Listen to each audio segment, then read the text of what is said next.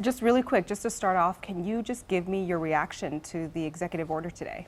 I mean, it's been a whirlwind of activity, and it's only been 1 week. And then the sweeping executive order about federal grants, loans, dollars, we've never seen anything like that before. And we're still trying to assess how that's going to impact our community as well as the country. It could have broader impacts, though.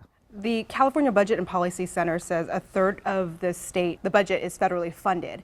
How are you concerned with Trump's EO today impacting the continuing flow of federal funds coming into our state? Yeah, so California relies heavily on federal funds. We actually send more state dollars to the federal government than we get back.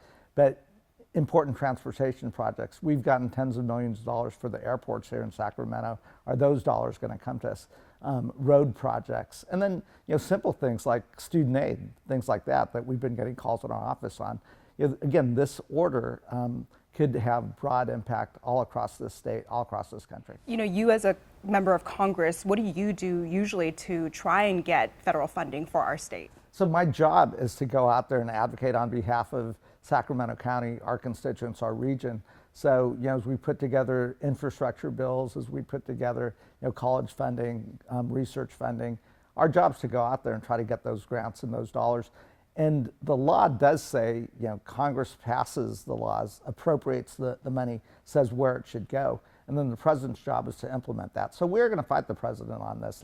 We think it's what he's doing in terms of impounding these dollars is illegal. What's your message for people and organizations that heavily rely on federal funds? The message that we've sent out to nonprofits here in our community, cities, counties, other agencies that get federal funding is, first, let us know how this is going to impact you.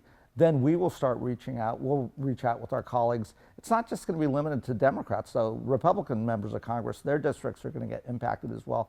Hopefully we can get the president to understand that this is going to have broad impact, broad disruption. It's going to disrupt a lot of folks that voted for him, and he probably ought to roll this back. Some health centers across the country today had issues accessing the payment portal for Medicaid.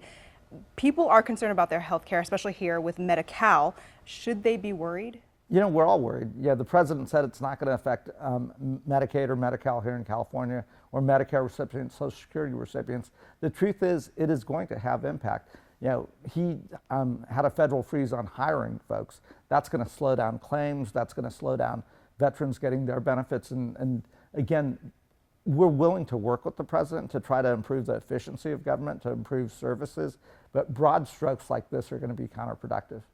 Do you think it'll have an impact on school lunch services? It very well could be. We're starting to hear from Meals on Wheels, programs like that. A lot of these programs, they rely on month-to-month funding and so forth. For small nonprofits, they may not be able to make payroll. We've heard nonprofits are starting to already have to lay off some of their workers. And again, these are vital to our community and vital to our country. How do you think this EO will impact law enforcement departments? We know here in Sacramento, the Sacramento Police Department has received federal grant money for some of their programs.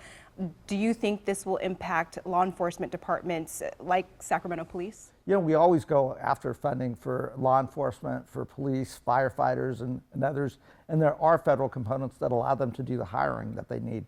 And at a time like this, especially when we're seeing the devastating fires in Southern California, this could have a real impact if those funds don't flow to the Sacramento Police Department, the Sheriff's Department, to our firefighters. It could have a bad impact. What conversations are you having with the delegation right now regarding this? So we've got an emergency phone call tomorrow. Individuals are talking, and then we always are communicating as a California delegation. So again, we're trying to get a real sense of what this impact is going to be, and also trying to work with our Republican colleagues to say this is going to impact your districts as well. Let's work together. Let's push back and try to get him to rescind this. You just mentioned the wildfires.